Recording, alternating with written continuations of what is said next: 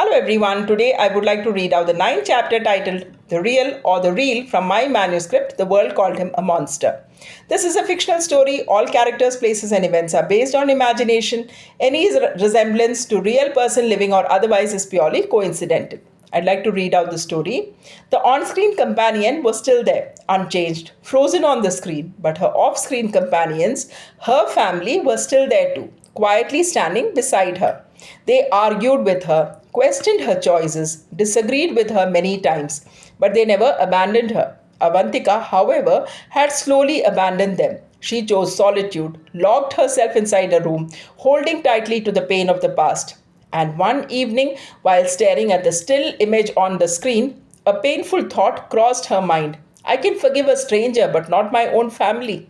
Am I the villain in their story? The question stayed with her, heavy, uncomfortable, real. She suddenly realized something frightening. If she continued living only in this imagined world, one day her real world might disappear completely. Her family could slowly fade away, while she remained trapped with nothing but an on screen presence.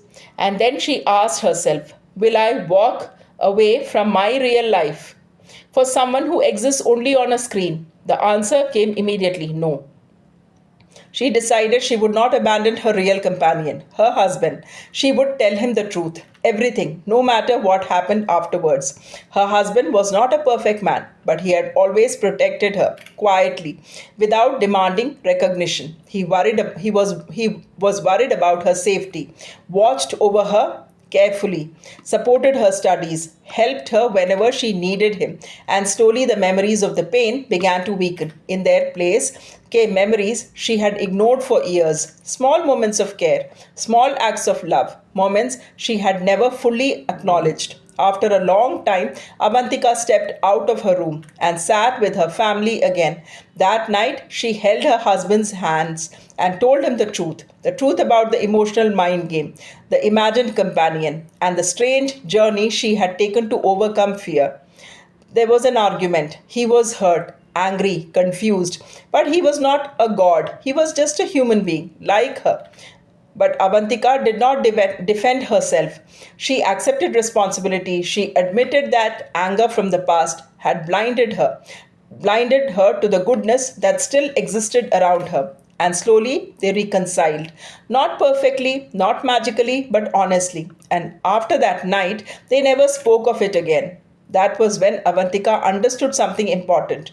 Monsters did not exist only in the outside world. Sometimes they existed within people, within families, within pain, within silence. And before changing the world, she first had to confront the monster within herself. It was not easy. The family still argued sometimes. Old wounds surfaced now and then. But this time, they chose understanding over destruction, forgiveness over ego, connection over isolation.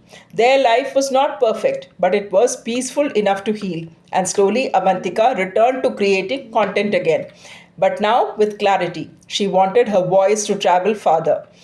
She wanted impact, not through imitation, but through honesty. She remained raw, unfiltered, imperfect, and completely herself. Would the world eventually accept her voice? Would her message travel across minds and borders? Would she remain true to herself or break her own rules in pursuit of change? Only time would answer that, because the real battle had only just begun. That's all for the day. Do let me know your thoughts about the story by writing in the comment section. Thanks for watching and thanks for your time.